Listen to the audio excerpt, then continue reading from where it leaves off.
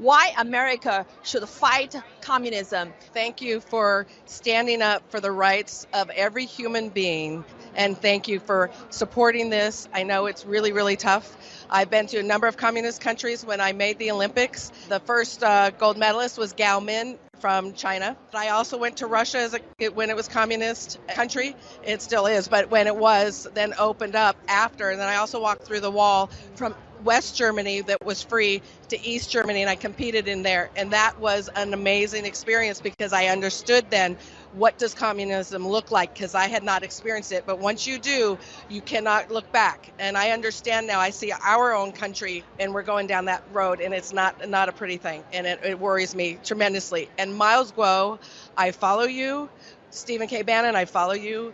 There is an amazing shift because we have to stand up, or every country, we have to fight back. I actually took a trip over to China in 2000 with retired players right before the Sydney Olympics and played the Chinese national team in a series of exhibition games right before the Sydney Olympics when Yao Ming was a young player before he came into the NBA. And so I have a little experience over there. And when the NBA went over to China originally, the thinking was that we would be able to export U.S. values, U.S. culture to China. There's so many basketball fans in China. And really what's happened is the opposite has happened.